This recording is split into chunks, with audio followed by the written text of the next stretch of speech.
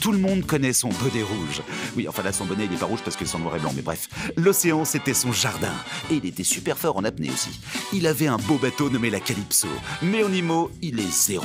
Pour être proprio, c'est Bruno. Bonjour à toutes et bonjour à tous, bienvenue dans Proprio à tout prix. Aujourd'hui, c'est la journée internationale du droit des femmes. Alors nous, ça nous fait plaisir dans Proprio à tout prix parce que, vous le savez, nous avons 100 correspondants permanents en région et majoritairement des femmes. 60% de femmes dans Proprio à tout prix à votre écoute et qui vous dispensent des conseils tous les samedis dans l'émission.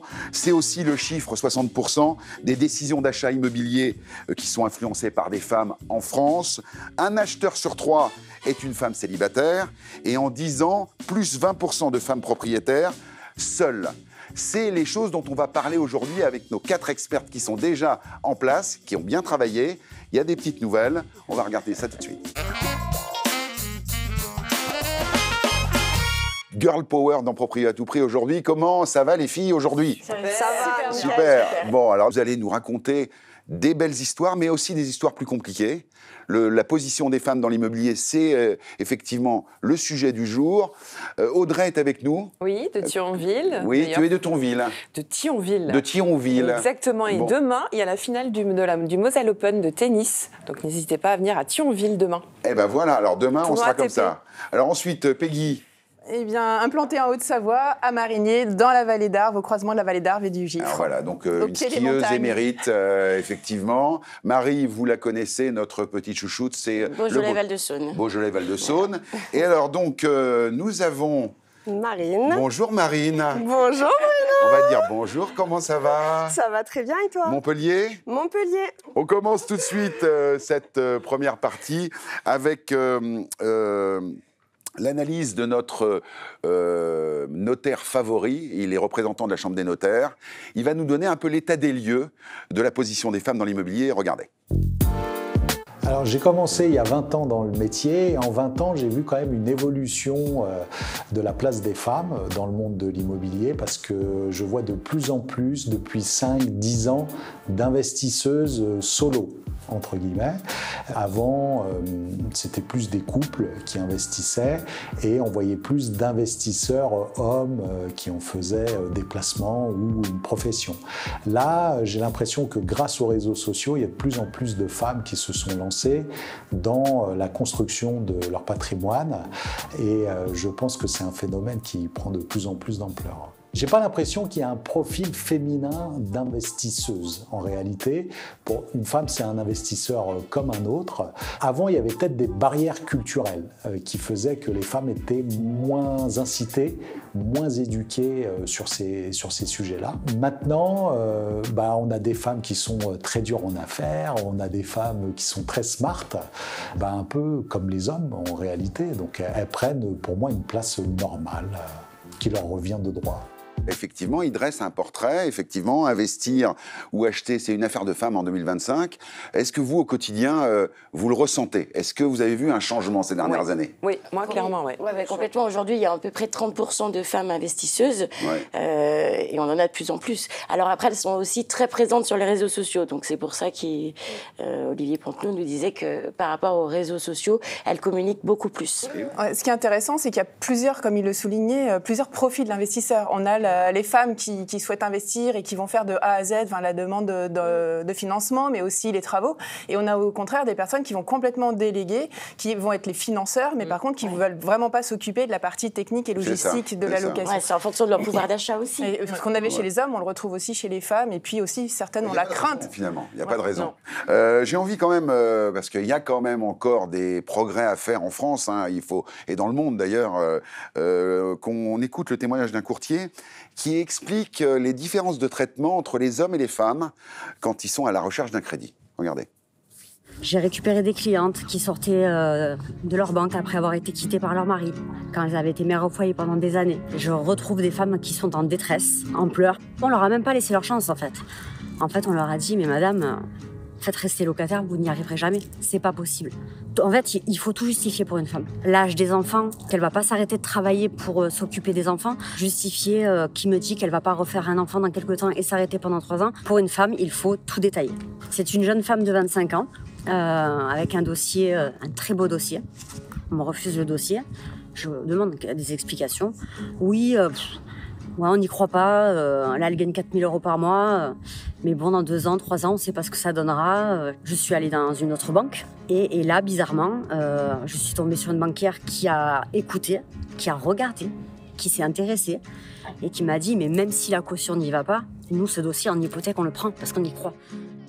Mais si on s'arrête à ça, en fait, la cliente, elle me disait, en fait, mon dossier, il est pourri. Elle était triste, malheureuse. Je lui disais, non, vous avez un bon dossier.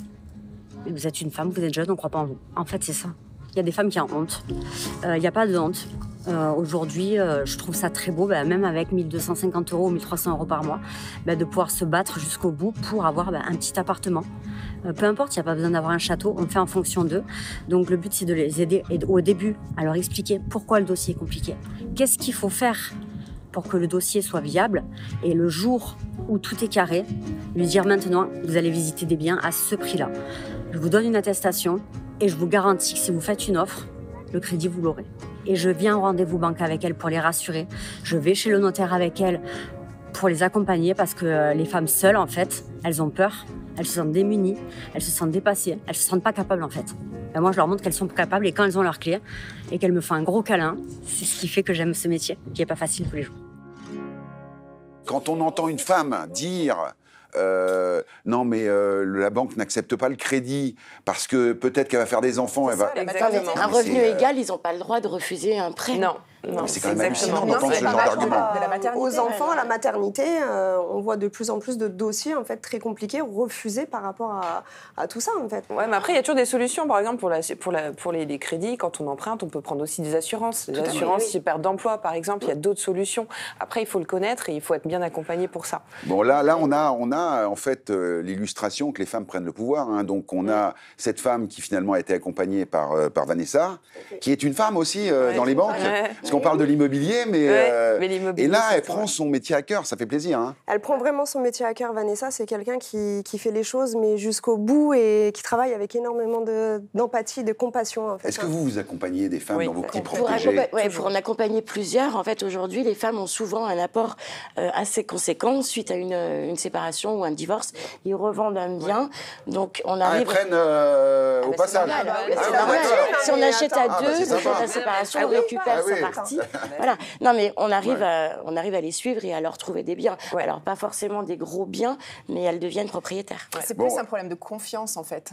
C'est pas qu'elles ne sont pas capables, mais on leur a tellement fait comprendre qu'elles n'étaient pas capables, qu'elles n'étaient pas des hommes et qu'elles n'avaient pas l'étoffe ou d'oser acheter. Parce qu'en fait, en réalité, dès qu'elles sont un peu formées et qu'on leur explique, elles sont tout à fait à même d'avoir la confiance pour aller faire des beaux premiers arguments de défense des femmes. Je propose qu'on regarde le portrait d'une femme qui a acheté un appartement seul. Ça s'appelle Marie-Cécile. Marie-Cécile, tout à fait, c'est une maison. Bon, alors on regarde. Je suis maman de 2 enfants de presque bientôt 8 ans et 6 ans. Et j'ai vendu la maison où on était avec mon ex-mari. Et j'ai dû aller revivre chez ma maman parce que j'ai pas pu racheter de suite. Il fallait que je me refasse une santé financière. Parce que le coût de la vie est compliqué. On n'avait encore pas mis en place la pension alimentaire. La vente de la maison s'est bien passée en soi. J'ai pu récupérer une partie de ce qu'on avait injecté. Mon projet était de vouloir rester dans la ville dans laquelle je suis actuellement par rapport au fait que les enfants étaient scolarisés et celui-ci me correspond parfaitement, mais ça a été laborieux d'obtenir ce crédit puisqu'il fallait apporter plus de gains, plus de temps. Ce qui fait que j'ai pris le temps dans mes recherches de regarder un peu les agences immobilières.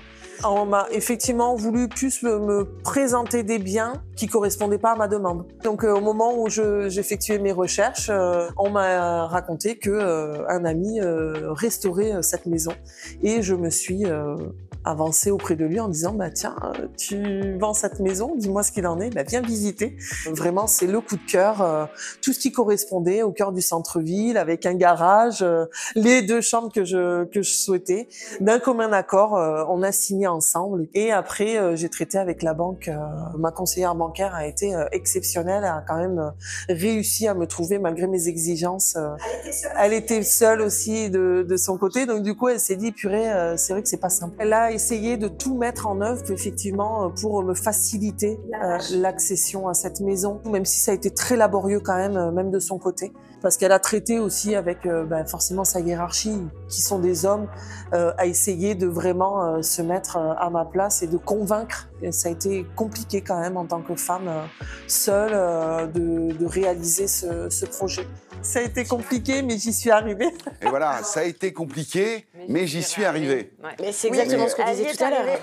C'est incroyable cette histoire-là. Effectivement, ça démarre pas super. C'est quand même une séparation, etc. C'est une séparation très compliquée en plus. Donc, elle est retournée chez sa maman pendant un certain temps pour pouvoir mettre de côté et se retourner finalement avec ses 2 enfants. Et elle a réussi à trouver en fait un bien, mais ça a été assez rock'n'roll. Ouais, c'est ça, assez rock'n'roll. Bah oui, mais voilà, mais ça donne quand même de l'espoir parce que finalement, elle s'en sort. Elle a une maison extraordinaire. Très jolie maison. Elle a réussi à avoir la maison qu'elle voulait, parfaite pour sa famille et elle. Bon, une belle histoire également. Alors là, avec Audrey, tu as été voir Laurence. Exactement, Laurence qui m'a acheté une maison suite à sa séparation également. Donc elle s'est retrouvée seule avec ses 2 enfants en garde alternée. Attention, parce qu'on va croire que les femmes, elles n'achètent des maisons que quand elles se séparent. Peut-être, je ne sais pas. On regarde. Bonjour, je m'appelle Laurence Duchesne, j'ai 40 ans, j'ai 2 enfants de 4 et 7 ans et je suis médecin endocrinologue en cabinet de ville, séparée.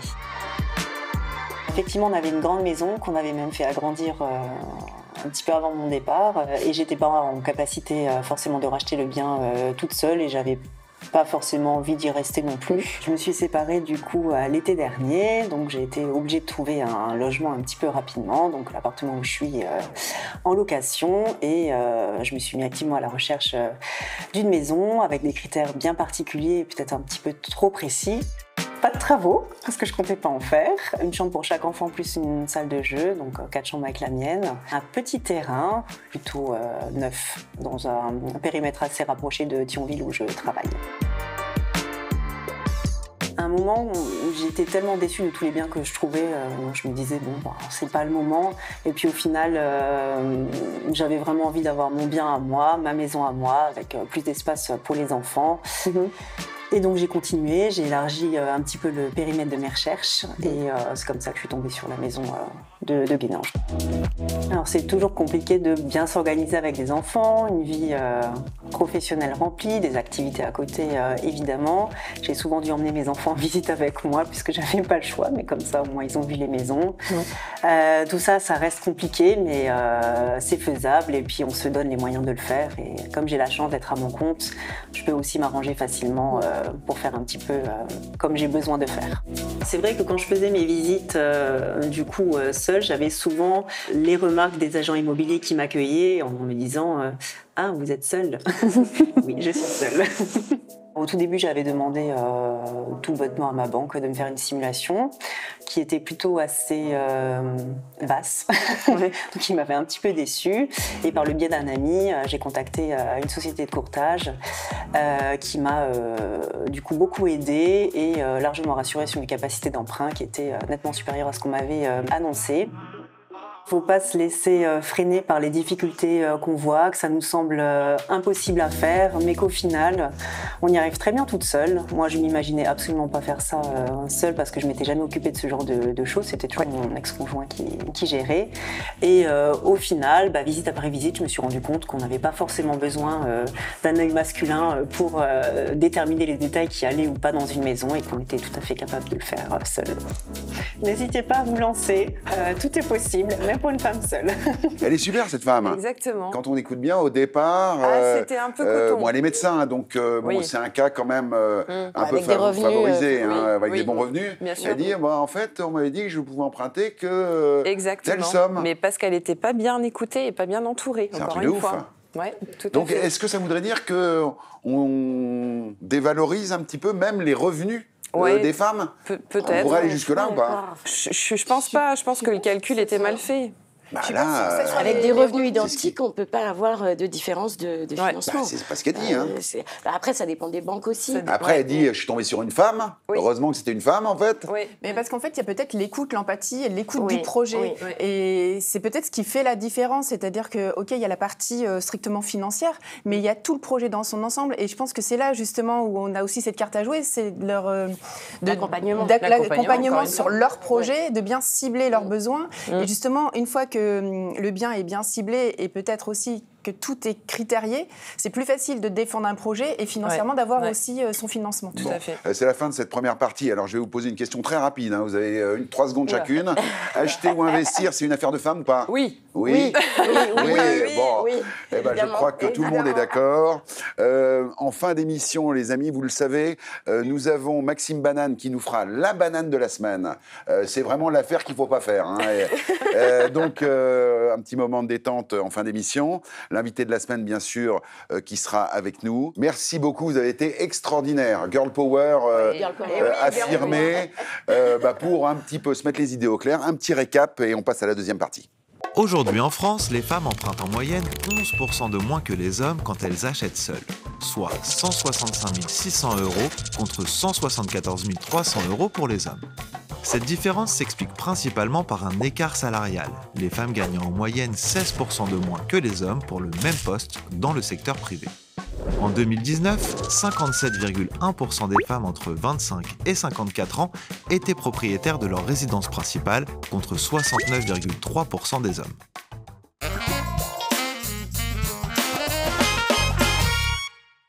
La place des femmes dans les métiers de l'immobilier, voilà un très bon sujet pour cette deuxième partie avec 4 expertes au top qui représentent bien évidemment nos belles régions de France. Nadia. Pour Toulouse. Toulouse. Nous avons Élodie. Pour Nancy. Pour Nancy. Peggy, bien évidemment. La Haute-Savoie. Et donc Bérengère. Alors là, attention, Orange, le Sud. La place des femmes dans les métiers de l'immobilier, est-ce que ça a progressé ces dernières années ? Oui, complètement. On arrive quasiment à l'équilibre, voire il y a une représentation un peu plus féminine, en tout cas au niveau des agents immobiliers et des mandataires immobiliers. C'est peut-être pas le cas pour tous les métiers du bâtiment au sens large, mais au niveau de l'immobilier, oui, on est plus de 50%. À quand des femmes maçons? À quand des... il n'y a qu'1% de femmes ouvrières dans le bâtiment. Ça commence un peu, oui. 1%? 1%. Ouais. Alors par contre, dans le métier de la négociation immobilière, d'agent immobilier, là on a une majorité de femmes du coup. Oui. Alors on a une majorité de femmes, mais il y en a 52% des femmes qui sont salariées. Oui. Par contre, dans les postes de direction, elles sont qu'à 27%. Une trentaine de pourcents. Alors, on le disait en première partie, beaucoup d'investisseuses également. Et vous le savez, dans l'émission, Alison Junglin, qui œuvre sur les réseaux, qui est investisseuse, elle sort un livre, là, le 13 mars, où elle donne tous les conseils qu'elle aurait aimé savoir. Et effectivement, c'est des très bons conseils parce qu'il y a besoin de donner, je dirais, confiance aux femmes pour exercer des métiers... Les femmes ne sont pas éduquées ou formatées, en tout cas, sur les métiers de l'investissement ou l'éducation financière tout court. Ouais. C'est vrai que c'était plutôt, de manière un peu archétype, réservé aux hommes, milieu d'hommes, et ça y est, ça se démocratise, et avec les lectures, les formations... Mais est-ce que vous avez un jour perdu le pouvoir, finalement? Parce que, est-ce que c'est pas... Moi, j'ai tendance à dire que derrière chaque grand homme, il y a une femme. Exactement, exactement. Audrey était avec nous en première partie. C'est une femme qui travaille dans l'immobilier, comme vous toutes. Et on l'a suivie pendant une journée. C'est assez édifiant. 6h45, comme tous les jours, le réveil sonne. À 7h, c'est l'heure du café en checkant mes mails.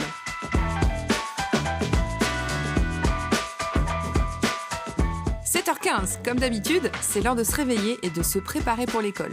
Petit déjeuner assez rapide et 8h, direction l'école. Et oui, c'est moi qui le dépose tous les matins. «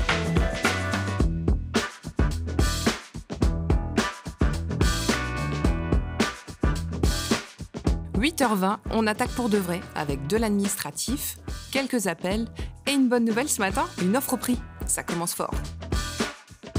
9h30, je file au bureau de ma courtière Mélanie Folny pour faire un point sur les dossiers en cours et j'en profite pour lui confier un nouveau dossier. Deuxième bonne nouvelle, elle a un prêt accepté.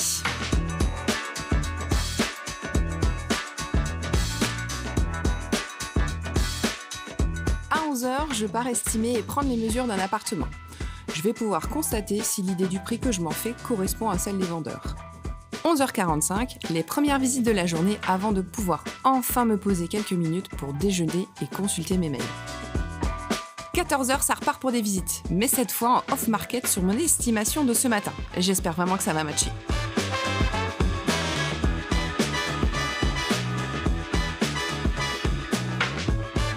À 15h30, les visites s'enchaînent sur une maison et je pense que le coup de cœur n'est vraiment pas loin.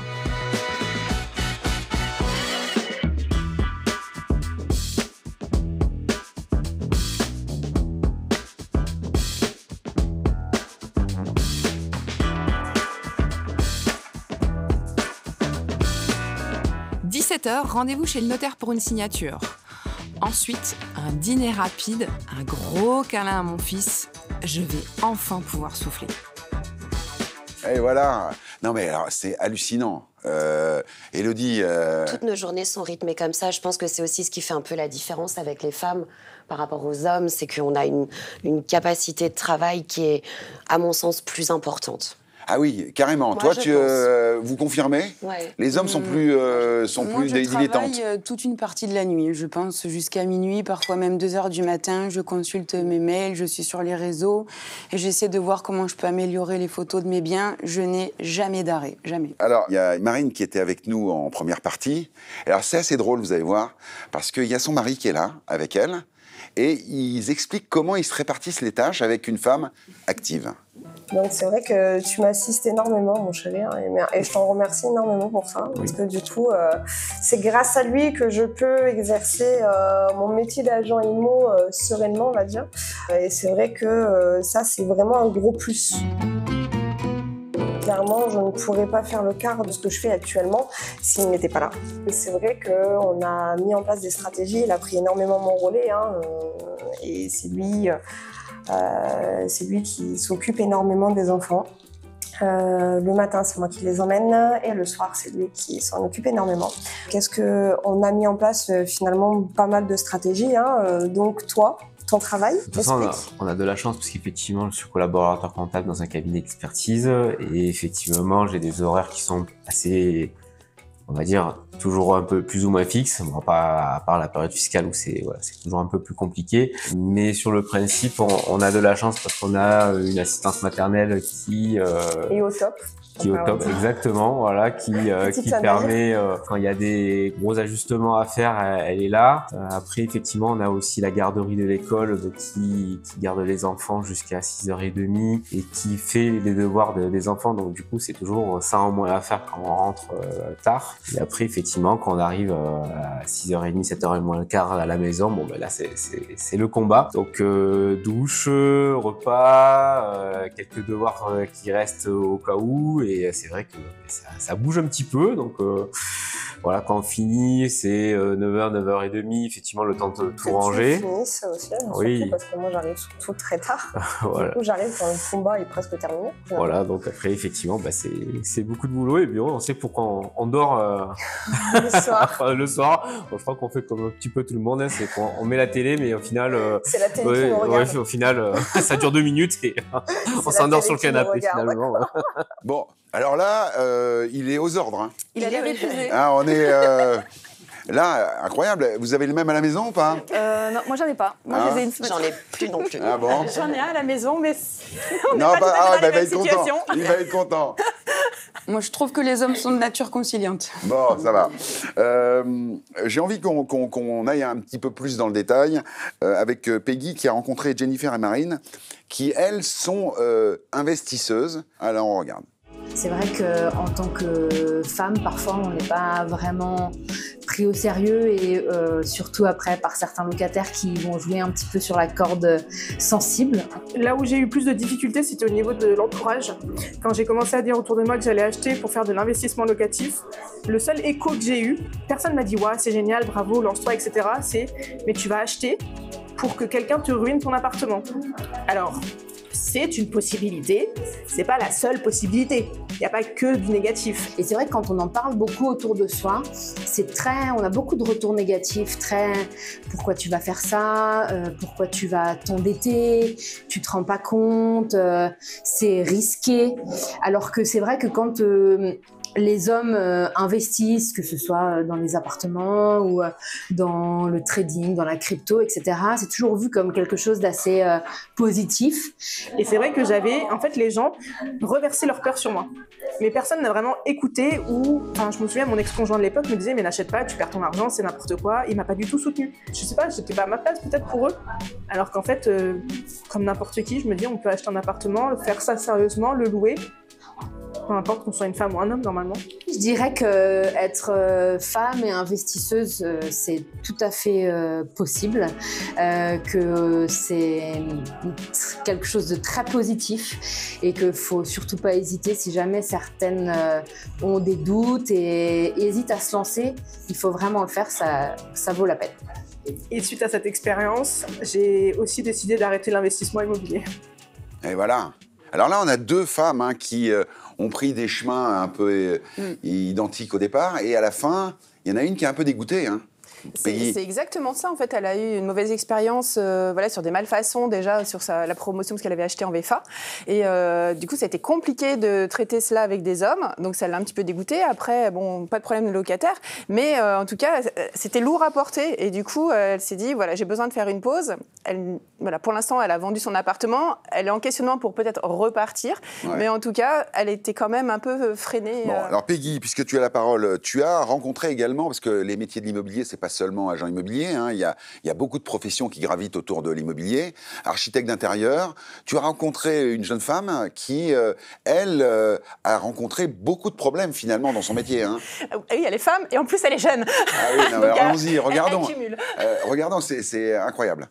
Je pense que ma première expérience professionnelle, en tout cas, ça a été quand j'étais en stage. J'étais avec un architecte d'intérieur, donc qui était un homme. On est arrivé sur un chantier et j'ai posé une question au plaquiste parce que je savais pas encore à quoi ça correspondait, mais il y avait des couleurs sur les plaques de plâtre et je me suis dit mais à quoi ça sert? Et je lui ai posé la question. Il m'a dit de toute façon, les femmes, faut tout vous apprendre. T'es là, t'as 18-19 ans, tu te dis super, sympa, merci l'apprentissage. La deuxième chose, c'est quand j'ai lancé mon entreprise, donc j'ai fait 2-3 appels et on m'avait recommandé une entreprise, donc j'ai appelé le patron en lui disant bah voilà, je propose tel service, est-ce que vous seriez intéressé? On parle un petit peu pendant 1 ou 2 minutes et puis au bout de 2 minutes, il me dit vous êtes jeune, non? Je dis oui, j'ai à peu près dans la vingtaine, mais pourquoi cette question? Et il me dit ah bah vous avez une voix assez douce. Ok, merci. Puis au final, il continue, il dit ah bah du coup, pour vos services, on pourra peut-être en parler autour d'un verre. Je sais pas, ça partait bizarrement, ça sonnait faux, c'était pas professionnel, mais d'un côté, tu sais pas comment réagir. Tu te dis, est-ce que c'est normal, est-ce que je dois y aller, ou est-ce que je dois pas y aller? Et au final, je l'ai plus jamais rappelé, quoi, parce que vraiment, ce monsieur m'a fait un petit peu peur, quoi. Faut savoir que je fais des visites.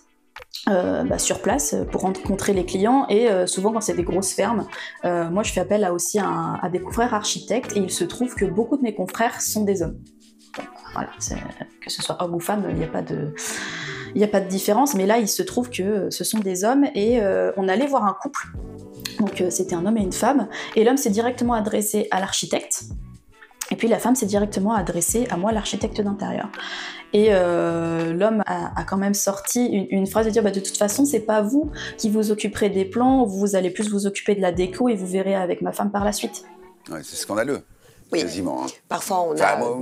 moi, entendre ça en 2025, mais ça vous révolte pas d'entendre ça? Pas que ce soit une généralité, après, je pense que ça doit être quelques cas particuliers. On arrive quand même à le vivre assez régulièrement sur ce manque de crédibilité de la part des hommes, sur cet aspect un peu technique du métier, non? Ça dépend. Enfin, moi, je suis pas trop... Non, mais il ne s'agit pas de faire du catastrophisme, mais ça existe. C'est vrai que l'image d'une petite jeune, d'une femme, et ouf, puis là, ce qu'elle dit, voilà, vous avez une voix douce, on ne va jamais dire à un homme ses qualités physiques ou le ton qu'il va employer. Moi, on me dit, t'es très fort, t'es très beau. Non, mais voilà, en fait, c'est quand même des propos qu'on peut tenir envers, alors pas tous les hommes, et heureusement, mais en tout cas, certains sont encore dans ces registres-là. Et là, c'est ce qu'elle a vécu. Voilà. Après, je pense qu'avec l'expertise, comme tu disais, avec les artisans, plus tu te formes, plus tu deviens compétente, moins on va aller sur ce terrain. Alors ça, c'est évident. Je ressens qu'il y a beaucoup d'hommes qui essaient comme ça d'avoir des rapports un peu de séduction avec les femmes, et notamment avec nous dans le monde de l'immobilier. Et pas les femmes, elles n'ont pas de rapport de séduction avec les hommes. Attends, alors, ça. Mais pas de la même manière. Ils essaient de faire passer ça sous de l'humour, mais on sent bien entre les lignes que en le fait, fond est là. c'est de la drague déguisée, quoi. C'est ça. Bon. Une investisseuse hors norme. Alors ça m'intéresse. Elle a une histoire incroyable, regardez. Je m'appelle Sandra Gâteau, j'ai 38 ans et je suis donc agent immobilier indépendante à mon compte et en parallèle je fais de l'investissement locatif. En fait, le premier qui a été le début de l'histoire, donc c'était l'appartement de cœur de mes grands-parents que j'ai rénové à Metz-Centre, dans lequel j'ai grandi, dans lequel j'ai eu énormément de souvenirs, d'émotions, enfin voilà. Et en fait, ça faisait 2 ans que mes parents essayaient de le vendre. Pas possible. Un soir, j'arrivais pas à dormir, je suis descendue, j'ai vu mon père et je lui ai dit « Papa, si c'est moi qui ai acheté l'appartement de la nana », il m'a regardé, il m'a dit « Vas-y ». Et ça a commencé comme ça. Et je lui ai dit « Mais par contre, je veux faire des travaux, il faut que je le change, je peux pas le vivre en l'état ». Il m'a dit « Un petit coup de peinture, ça suffit ». Je dis « Par contre, si je fais, je refais tout ». Et je suis partie de zéro. Mais quand je dis de zéro, c'est-à-dire que voilà, je savais même pas qu'on pouvait démonter tout ça, je connaissais rien. Par contre, c'est mon envie. C'est ma passion après qui a pris le dessus, c'est l'intérêt que j'ai eu, c'est la motivation, la détermination et la force mentale. Je travaillais au Luxembourg à cette époque-là. Je rentrais les soirs, je regardais YouTube, comment poser du carrelage, comment casser une cloison, comment tirer de l'électricité. J'ai tout appris comme ça. J'ai un souvenir. Je m'étais intéressée, il y avait un immeuble à vendre juste en bas de cette rue. Et j'ai vu en fait les agents immobiliers poser le panneau à vendre. Et je suis descendue tout de suite les voir et je lui ai dit « Écoutez, qu'est-ce que vous vendez ?» Et il y en a un des deux qui m'a regardé et me dit « Non, mais c'est pas pour vous, madame. » Il m'a pas prise au sérieux. Heureusement qu'il y en avait un deuxième. Il m'a vu et il m'a donné une carte. Il m'a dit « Appelez-moi. » Et en fait, on a discuté et je lui ai expliqué mes investissements, ce que je faisais, comment et tout. Et il m'a regardé, il m'a dit « Waouh !» Il m'a dit « Ok ». Et on a parlé de cet immeuble. En fait, je faisais partie des 2 investisseurs qui étaient en face à face pour pouvoir obtenir cet immeuble. Ben, face à moi, j'avais une SCI, enfin une société de 3 hommes du bâtiment et moi toute seule. Et là, en fait, au moment du choix final, l'agent immobilier qui avait pris le temps avec moi m'a dit « Écoutez, désolé Sandra, mais moi, par sécurité, je préfère partir avec eux ». Et pour la petite histoire, je passe souvent devant ce bâtiment. Et en fait, les travaux ont commencé, se sont arrêtés tout de suite. Mais c'est pas grave parce qu'entre-temps, il s'est passé énormément de choses et finalement, à refaire, je ferai de la même façon. Alors c'est vrai qu'il y a des personnes qui vont avoir ce côté, en gros, toi t'es qu'une femme, je te parle pas. Mais c'est vrai que de manière générale, j'ai trouvé ça même dingue. Dès qu'une nana demande conseil ou s'intéresse, ils ont envie de partager. En tant que femme, on a besoin de prouver. Il suffit juste que les femmes arrêtent de se dire on n'est que des femmes, comme on me l'a dit au tout début. C'est juste d'arrêter ce côté échelle sociale stéréotypée. Juste écoutez-vous. Et moi, pour moi, les femmes, elles ont leur place, clairement, même plus que jamais. Cette fille, elle est super. Voilà. Incroyable. Ça donne, je dirais, confiance. C'est la réalité, finalement. Est-ce qu'on n'est pas déjà dans ça? Moi, sur les femmes, ce que j'adore, c'est qu'elles ont une prise de décision très rapide. Oui, c'est vrai. On ne pense pas, mais clairement, quand j'ai des femmes, elles se décident assez vite. Les hommes, il va falloir revisiter, regarder, ils posent un petit peu plus de questions. Les femmes, elles savent ce qu'elles veulent. Quand elles ont décidé, elles y vont. C'est vrai. Après, elles fonctionnent plus au coup de cœur. Oui. J'adore l'idée d'aller sur YouTube, de regarder comment on pose du carrelage. Après, faire des travaux soi-même, c'est quelque chose. Le carrelage, c'est du boulot quand même. Bah oui. Mais... J'en ai fait d'autres, mais le carrelage, non. Tu fais du carrelage, toi? Non, pas du tout. Ah bah alors. La peinture, tout ça, je vais la faire, mais le carrelage, c'est horrible. Il m'est arrivé de faire des travaux. Qui est carreleuse ici? Non. Alors, Nadia, justement, on parle des femmes dans les métiers de l'immobilier. Tu as eu la chance de rencontrer Valérie. Et elle fait des investissements immobiliers. Oui. Bon, une femme maîtresse, on va appeler ça comme ça. Ah oui, c'est la vraie maîtresse, oui. Je trouve que les femmes qui se lancent dans l'immobilier, c'est waouh, c'est super. On a encore le poids de nos générations précédentes qui nous disaient oui, mais il faut faire attention, il ne faut surtout pas investir. Et puis si on investit, il faut faire justement garder un peu d'argent. Le peu d'argent que tu as, il ne faut pas aller le risquer.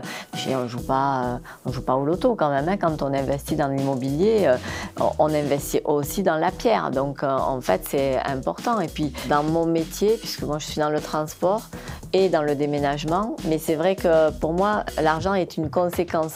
Mais au départ, quand on s'installe, qu'on crée quelque chose, en fait, c'est la passion de créer, de se dire, voilà, on aime ce qu'on fait. Pour une femme, se dire qu'elle va au départ risquer et comment faire, ça va être peut-être, c'est là-dessus où elle se pose des fois des questions, mais on peut se poser la question, mais moi je dis, on doit foncer et tenter. En tout cas, on doit tenter. Si ça ne fonctionne pas, c'est pas très grave en fait. On peut très bien après choisir autre chose. Alors des erreurs, on en a fait beaucoup, ce qui nous a permis justement d'arriver là où on en est aussi. Je dirais même trompez-vous, faites des erreurs justement parce que la plupart du temps, moi c'est ce que je dis à toutes mes équipes, c'est les grandes inventions sont issues d'erreurs. Donc on doit se tromper pour pouvoir y arriver, pouvoir se dire ben ça, on ne le refera plus jamais. On ne le refera plus jamais, mais alors par contre, une femme qui a entrepris, qui investit, qui dirige des hommes, dans un métier d'homme, vous managez un peu des hommes dans vos... Moi, j'ai quasiment que des hommes. C'est vrai ? Ouais, j'ai quasiment que des hommes. Et tu dis ça avec un petit sourire un petit peu sadique. Non mais... En fait, les hommes, on va dire, on va plus direct. Enfin, oui. C'est vrai on va moins discuter, on va aller vraiment à l'essentiel. C'est ça. Les femmes, c'est un petit peu plus... il va falloir un petit peu plus discuter. C'est vrai. C'est différent. Alors, j'en ai quelques-unes, mais c'est vrai que les hommes, voilà, on va être plus direct, on va à l'essentiel aussi. Et bon... Après, ça dépend des personnes, je pense. Moi, j'aime avoir une équipe qui se complète. Ouais, aussi. Avec des femmes et des hommes. Je vous propose qu'on termine cette partie, les filles, avec un homme, une fois n'est pas coutume, qui est notre notaire favori, représentant de la Chambre des notaires.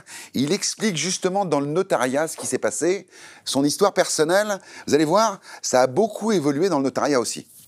Moi, la place des femmes, en fait, ça m'a interpellé dès le départ dans ma carrière.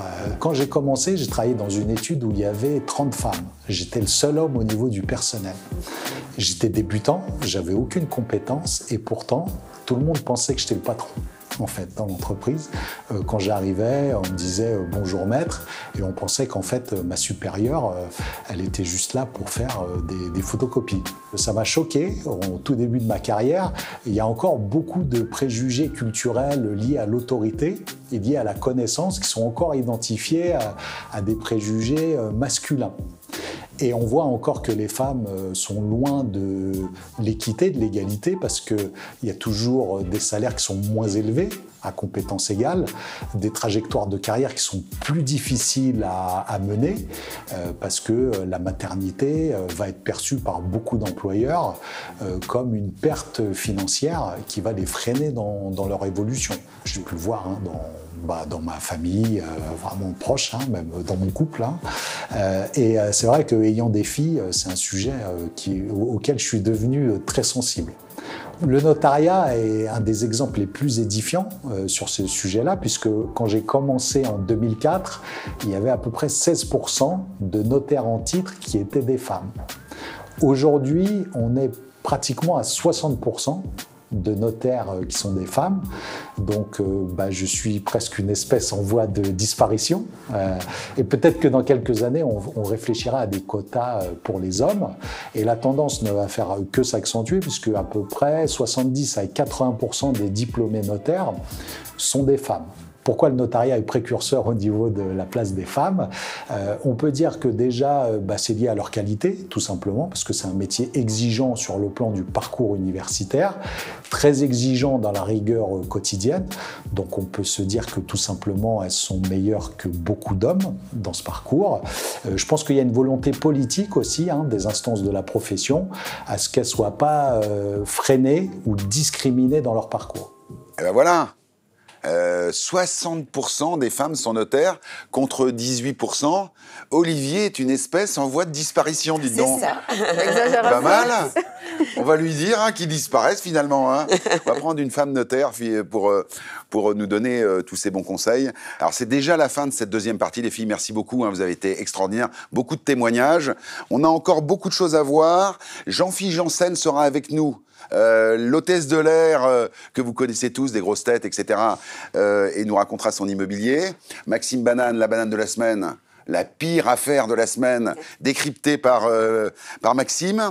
Et puis en troisième partie, nous allons parler des femmes et de la promotion immobilière. Encore une partie de l'immobilier où c'est compliqué, où ça a été compliqué pour les femmes. On a hâte de voir ça en troisième partie. En attendant, un petit récap.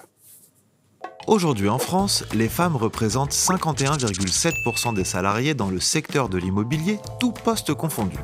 Au sein des comités exécutifs et de direction, on compte en moyenne 3 femmes pour 5,5 hommes et 26% des entreprises interrogées ne comptent aucune femme dans leurs instances dirigeantes. La proportion des femmes à des postes de direction, tous métiers confondus, est en légère hausse mais ne sont représentées qu'à seulement 33%.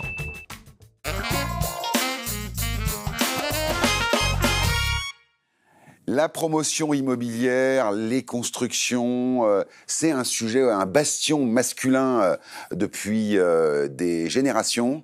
Ça change. Marine nous a rejoint de nouveau alors? Oui, ça y est. Tout va bien. Oui, Audrey est revenue également. Et Bérangère et Nadia sont restés avec nous. J'ai envie qu'on commence cette première partie destinée à la promotion avec une femme extraordinaire. Elle s'appelle Ingrid. Elle nous vient de la Guadeloupe. Et elle nous raconte comment elle a démarré dans les métiers de la construction, l'accompagnement, l'agent immobilier, l'architecte d'intérieur. Elle cumule un peu toutes les fonctions avec son mari. Et vous allez voir, ça n'a pas toujours été simple. On est très heureux d'accueillir dans cette émission spéciale Journée internationale des droits de la femme, Ingrid qui est avec nous. Bonjour Ingrid, tu nous viens de la Guadeloupe. Oui, bonjour.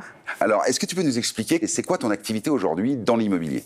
Alors, aujourd'hui, je suis co-dirigeante d'une société qui s'appelle Résidence, avec mon époux, qui lui est architecte, et nous avons pour vocation d'accompagner nos clients, que ce soit dans la conception, la réalisation de leurs projets immobiliers, que ce soit des immeubles ou que ce soit des hôtels particuliers ou autres. Donc, ça fait de toi une femme très powerful dans l'immobilier, qui a pris sa place. Ouais. On va revenir au tout début de l'histoire, quand ton père avait été expert immobilier et qui t'amène pour la première fois sur une expertise. Oui. Est-ce que tu peux nous expliquer comment ça s'est passé? Alors, c'est une histoire assez drôle, je dirais, mais qui a vraiment marqué ma vie, qui m'a positionnée tout de suite à ma place, entre guillemets, de femme. Aïe. Donc, je suis jeune, j'arrive, j'ai fini mes études pour être expert en immobilier, et j'arrive lors d'un rendez-vous avec mon père. Et là, le client s'adresse à mon père et pas à moi. Alors que ton père te présente comme l'experte du jour. Exactement. Je suis présentée comme l'experte, mais durant tout l'entretien, il ne s'adresse pas à moi, il s'adresse à mon père. Oui. Pourquoi? Parce que dans l'inconscient collectif, un expert, c'est un homme d'âge mûr, les cheveux grisonnants, avec de l'expérience. Moi, j'arrive, je suis une femme, et je suis jeune. Est-ce que à ce moment-là, tu le comprends? Parce qu'on peut aussi se dire, sans parler de la différence homme-femme, c'est qu'effectivement, l'expérience dans l'expertise immobilière compte. Et je crois que ton parcours, justement, démontre ton combat quotidien pour affirmer la pertinence de tes expertises, affirmer la pertinence de ton métier auprès d'un milieu assez masculin, finalement. Je le comprends très vite, en fait. Je ne suis pas restée très longtemps à vouloir m'affirmer à ce moment-là, en tout cas. Et je choisis de me créer un poste d'assistante experte. Ah, d'accord. Où là, je m'occupais uniquement de la rédaction des rapports d'expertise, en fait. Je laissais mon père en avant, l'homme. Pour moi, peut-être prendre un peu plus d'expérience. Le point, on va dire, de concrétisation a vraiment été lorsque j'ai épousé mon époux. Ouais. Lui étant architecte et voyant, entre guillemets, mes problématiques, m'a tout de suite mise en avant. J'ai d'abord exercé en tant que commerciale. J'ai continué et puis maintenant j'occupe le poste de directrice et de co-gérante de notre société. Alors effectivement, la construction, la promotion, la vente immobilière, ça a longtemps été un domaine réservé aux hommes. Aujourd'hui, ça change beaucoup, hein, même dans les agences immobilières, il y a de plus en plus de patronnes d'agences immobilières, il y a de plus en plus de négociatrices immobilières. Est-ce que toi, tu trouves qu'on est à un bon niveau, il y a encore des progrès à faire? Il y a encore énormément de progrès à faire. Je trouve que les femmes ont leur place dans ce métier. On a un sens du détail qui est souvent beaucoup plus prononcé. Donc, on va pouvoir analyser une situation dans toute sa globalité et essayer d'offrir la réponse la plus adaptée, que ce soit pour la recherche d'un bien, on va comprendre les problématiques de la famille. Vous écoutez plus. On va écouter. On va être dans l'écoute, dans l'empathie, comprendre que la mère de famille ne peut pas faire tant de kilomètres, que la maison doit être pratique, fonctionnelle, puisqu'il y a la vie de famille derrière à avoir. On va vraiment... Vous intégrez la charge mentale, l'environnement. Peut-être que les hommes savent moins bien faire ça, effectivement. Oui. Enfin, je ne dis pas qu'ils ne peuvent pas le faire, mais ils n'ont pas toute cette vision globale que nous, on a. Ingrid, il doit y avoir un tas d'anecdotes, plus ou moins sympas d'ailleurs. Ouais. C'est quoi la pire expérience que tu as vécue dans ce métier depuis que tu exerces l'immobilier? La pire, je dirais, ça a été de me faire menacer sur un chantier. Non. Alors, j'explique un peu le contexte. L'entreprise doit réaliser un ouvrage en temps et en heure. Sauf qu'il ne tient pas ses engagements, comme un peu toutes les entreprises. En termes de délai, en particulier. termes de délai. D'accord. Le client est mécontent. Moi, je me retrouve femme au milieu des deux, puisque je dois imposer à l'entreprise de respecter ses délais, chose qui est parfois compliquée en tant que femme de s'imposer. Souvent, je dois faire appel à mon époux pour pouvoir obtenir gain de cause. Et en même temps, je dois, par rapport au client, satisfaire mon client. Le ton monte, menacer de mort. Ah oui. Le client enquête sur moi, découvre où j'habite. Ah oui, quasiment du harcèlement. Mon numéro de téléphone, c'était vraiment... c'était quelque chose. Comment tu gères la situation en tant que femme, justement? Actuellement, je me suis dit, il ne faut plus jamais que ça t'arrive. Ouais. J'ai une espèce de carapace maintenant qui fait que je ne vais plus me laisser faire par un client. Je démarre au quart de tour. Le fait d'être un peu plus conquérante, de s'affirmer un peu plus, tu penses que ça te protège Actuellement, jusqu'à présent, ça me protège. Je ne sais pas si ma protection, enfin mon mécanisme de protection sera... Oui, j'ai l'air douce. Oui. Mais tu sais gérer les choses... Je sais taper du poing sur la table également. C'est effectivement peut-être ça aussi l'astuce ou le truc. J'aime à dire une main de fer dans un gant de velours. Une main de fer dans un gant de velours, il y en a besoin. Là, scandaleux, là encore. Là, les menaces. C'est honteux. Honnêtement, c'est honteux. Est-ce que vous avez, alors peut-être pas au niveau de la menace, est-ce que dans votre entourage ou même dans votre exercice du métier d'expert, vous avez eu des pressions? Moi, j'ai déjà eu des pressions. J'ai même eu des fois des messages vraiment salaces où j'ai dû aller poser une main courante quand même. Ah oui. En tant que femme, agent immobilier, ça ne devrait pas exister aujourd'hui en 2025. Des quoi? Des clients? Des clients, oui, tout à fait. Bérangère, Moi, j'ai eu des pressions, par exemple, dans une demande de vente d'un bien dans le cadre d'un divorce, où monsieur et madame ne sont pas du tout d'accord, où je les reçois séparément, et en fait, tout sujet amène à la discorde, quoi qu'on me dise. Mais vous êtes pris à partie? C'est ça. Oui, c'est ça complètement, on est pris à partie. Et il y a aussi les clients, quand on a un couple qui divorce. Moi, j'ai le cas en ce moment, j'ai un couple qui divorce. Je suis en train de vendre leur maison et c'est vraiment, en fait, le mari, l'ex-compagnon de madame, pense que je prends position pour madame parce que je suis une femme. Mais pas du tout. Comme je lui explique, moi, je reste neutre et je suis là pour vous aider et vous accompagner, que ce soit vous ou elle. Mais c'est très complexe, c'est très compliqué. Mais en fait, t'es plutôt pour la femme, en fait. Exactement. Mais bon, ça, faut pas lui dire. Bon, j'aimerais qu'on continue cette émission avec Laetitia Vidal, qui est présidente de la Fédération des promoteurs d'Occitanie et directrice générale d'une société de promotion. Alors elle, voilà une femme qui a pris le pouvoir. Nadia, extraordinaire cette femme. Elle est super. Moi, j'adore. Écoutez-la, vraiment, elle est super. Bien sûr, c'est un monde qui subit encore beaucoup de misogynie. J'ai rencontré autant d'hommes peu intéressants et à éviter soigneusement que d'hommes super intéressants et avec cette intention d'accompagner, de mentorer les femmes et de les faire évoluer. Donc oui, on peut pas le nier. C'est encore un métier très très masculin, mais ça s'arrange. Je pense que travailler avec des femmes, c'est souvent une méthode de travail plus collaborative. C'est peut-être plus pragmatique aussi, voilà, puisque les femmes ont aussi beaucoup l'habitude de gérer plusieurs vies, j'allais dire. Donc on va droit à l'essentiel, on va droit au but. Les rapports sont souvent plus souples.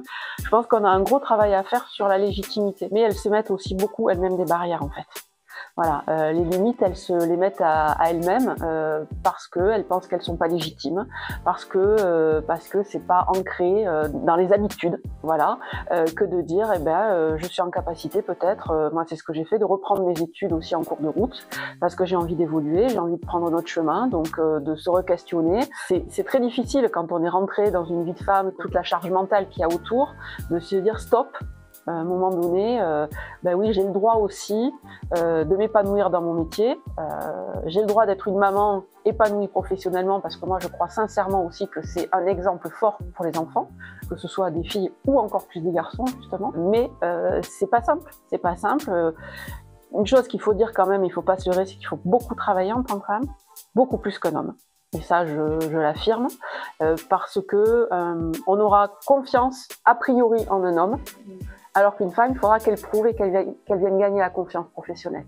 Donc c'est encore là qu'il y a une grande différence entre les hommes et les femmes, je trouve. Déjà, le fait que tous mes collègues hommes aient élu une femme à la présidence de la fédération, c'est un message important. Il y a toute une génération montante qui arrive, là, des 30-40, qui a quand même très clairement un angle de vue totalement différent sur la présence des femmes dans les métiers de la promotion et qui n'a plus du tout de problème à travailler avec des femmes. Ça ne les remet pas plus du tout en question.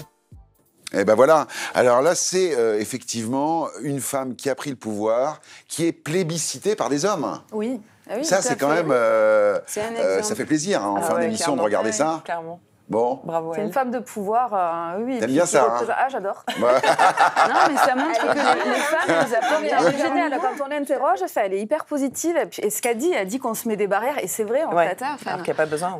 Il suffit d'y aller, et puis il faut y aller qu'un homme, même. Bon, tout n'est pas perdu. Moi, j'ai confiance en vous, en fait. J'ai pas besoin que vous me donniez. Je sais que c'est pas réciproque. Donc, ce que disait Laetitia, hein, c'est voilà. Bon, on vous l'avait promis. C'est un peu notre petit rituel, notre petite bouffée d'air pur, avec la banane de la semaine, l'affaire la plus pourrie de la semaine avec Maxime. Attention, c'est parti. La banane de la semaine. Et oui, journée internationale du droit des femmes. J'ai trouvé une maison qui va en faire craquer plus d'une. On file à Pont-à-Mousson. Craquage niveau prix, déjà 5 000 € du mètre carré. Alors, normalement, une maison là-bas, j'ai regardé, la fourchette, c'est entre 1 800 € et 2 700 € à peu près. Donc, deux questions. Pourquoi c'est aussi cher? Et puis, Bruno, t'aimes bien les voitures ou pas? J'aime beaucoup ça. Mais eh bien, là... tu vas être servi. Ouais, regardez les photos de la maison. Une maison abandonnée au milieu d'une casse, hein, c'est pas une blague. Alors, il y a du terrain. Si vous voulez faire un barbecue, par exemple, vous aurez de la carcasse dans votre assiette et dans votre jardin aussi, avec les carcasses de bagnoles abandonnées. Ça, c'est quand même très très sympa. Je vous vois venir. Ouais, Maxime, t'es de mauvaise foi. Peut-être l'intérieur, il est sympa, ça a du cachet et tout. Eh ben, que dalle, c'est une casse à l'intérieur aussi. On regarde ça ensemble. Alors, le descriptif. La maison est sur 2 niveaux. Au rez-de-chaussée, vous trouvez ER. Hein, donc, en plus de nous vendre un taudis, ils savent pas écrire les poteaux. Donc, on trouve une cuisine équipée et aménagée, un bureau, une salle de bain avec meubles double vasque et baignoire. Donc là, on voit les magnifiques visuels de cette cuisine.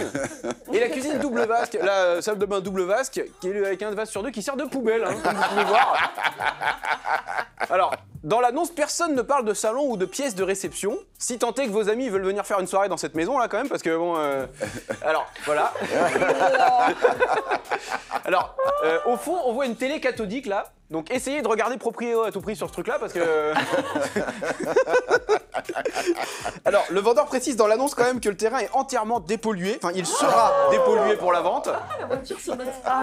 Et c'est là où est la grosse escroquerie, la grosse banane en fait, puisque c'est pas gratuit de dépolluer un terrain. J'avais rien à faire, j'ai trouvé un simulateur de mise en décharge de terre polluée pour 4200 m² et 30 cm de profondeur. Et attention, ça coûte combien? 170 000 € hors taxe.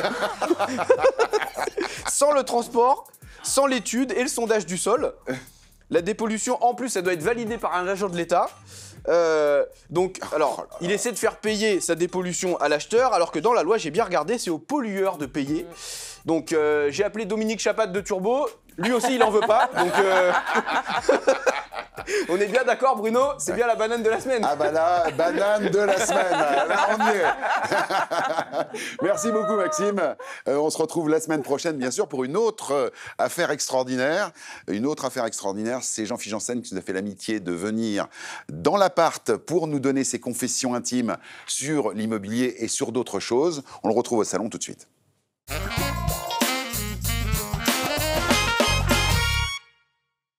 Moment incroyable dans l'émission puisqu'on reçoit aujourd'hui Jean-Philippe Janssen. On a l'immense plaisir de te recevoir. Bonjour Jean-Philippe, comment vas-tu? Bonjour, j'aime bien la présentation. Moment incroyable. Incroyable, franchement. C'est incroyable, oui, effectivement, c'est incroyable. Bah oui, alors on est quand même dans une émission, je dirais, immobilière. On va parcourir ta vie au travers de tes habitations, mais pas que.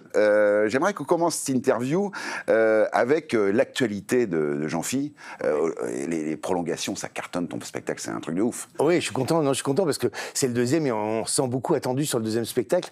Il y a un cap à passer et on a passé le cap. En tout cas, les gens m'ont validé. Donc, je vois bien l'effet du spectacle en province. Donc, je suis très, très content. Ouais. Mais alors, bon, tu as fait la Bretagne il n'y a pas longtemps. Oui. Est-ce qu'il y a eu une date, là, depuis que tu as commencé ce spectacle, qui t'a marqué? Est-ce qu'il y a eu des...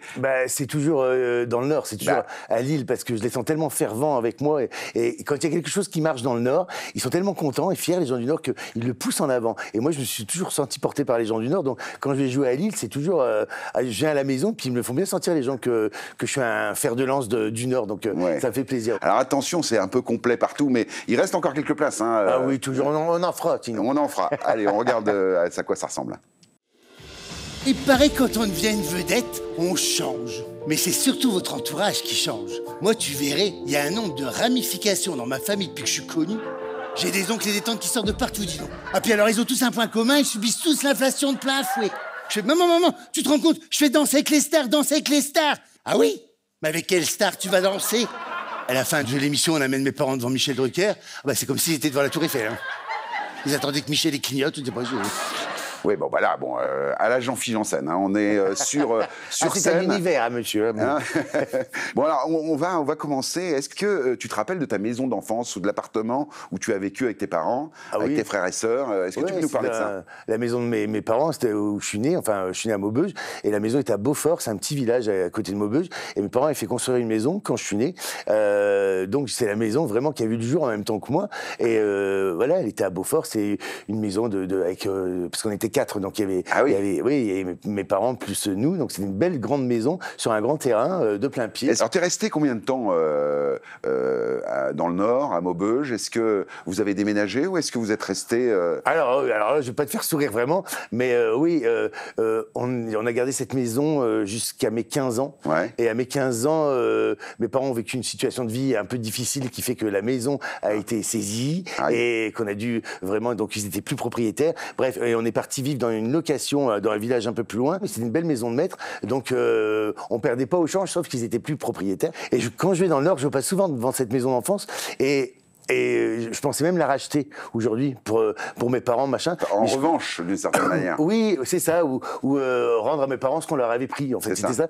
Et puis je crois que mes parents, ça les intéresse plus, ils sont passés à autre chose. Et puis cette maison n'évoque pas que des bons souvenirs pour eux, alors que moi, je suis resté sur une image nostalgique. Et effectivement, quand je revois la maison aujourd'hui, je suis allé la voir, du coup, elle s'est vachement dégradée. Et c'est plus la maison que j'avais dans mon imagination. Plus petite, peut-être. Je crois qu'on la fantasme. Et puis quand on est petit, tout paraît plus grand, et quand on est grand, tout paraît plus petit. C'est ça. Bon, alors 15 ans. Alors donc là on arrive, les études. Tu fais quoi? Le premier job et le premier appart, c'est quoi? Je suis allé à la fac à Lille faire mes études. Et donc là j'ai eu mon premier appartement étudiant.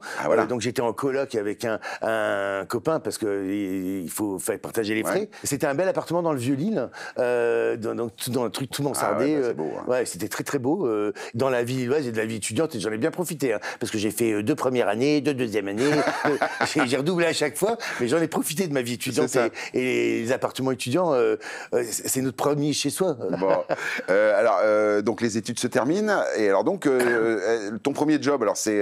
Alors mon premier job, c'est-à-dire que quand j'ai fini mon doc d'allemand, parce que j'ai fait un doc d'allemand, je voulais pas travailler tout de suite. Je me dis non, c'est bien la vie étudiante, et donc je me suis dit tiens, je vais faire un BTS action commerciale. Bon. Et à l'époque, il y avait les trucs en alternance, c'était les premiers trucs en alternance, donc il fallait que je trouve une entreprise. Et j'avais trouvé une entreprise et qui était dans le sud. Il m'a proposé proposé un poste directement. Le mec qui me l'a proposé est devenu mon petit ami, finalement. Ah bah oui, je dois inspirer donc, ça. Voilà, les ça. gens, je suis une muse pour les gens. Hein. Mais sauf que ça a été une malheureuse aventure parce qu'il a monté des boutiques de fringues à mon nom.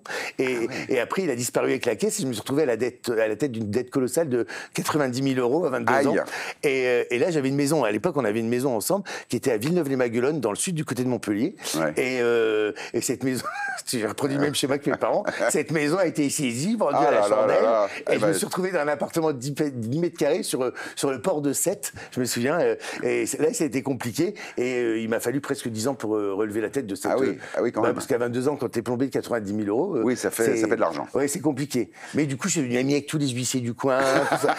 Qui sont devenus tes petits amis. On a accouché ensemble et ça s'est bien passé. On a étalé la dette. Bon. Alors, aujourd'hui, tu vis à Montmartre, donc tu vis à côté... face au Sacré-Cœur, je peux pas faire mieux. Je vais aller devant mes fenêtres et je trouve que c'est tellement important, une vue à Paris, que ça... Et puis moi qui ai été élevé chez les bonnes sœurs, là, c'est moi et Dieu, je peux lui parler directement, sans passer par la poste et tout, il est en face. Bon, on retrouve Jean-Philippe Janssen en tournée dans toute la France. Continue à nous faire rire. Merci beaucoup, Jean-Philippe, d'être passé. Merci pour votre accueil formidable. Formidable. Un petit mot en ch'ti pour terminer? Oh en tout cas, j'aime bien cette émission que je parle de baraque, parce que le baraque, c'est important de n'avoir une justiette. Hein. Merci Jean-Philippe, salut, ciao.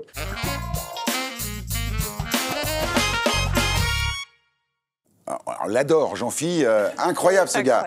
Écoutez, vous avez été extraordinaire pour cette spéciale femme, à l'occasion de la Journée internationale des droits des femmes. On a fait un petit peu avancer le sujet.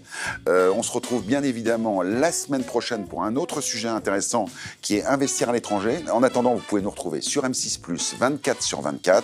À la semaine prochaine, ciao.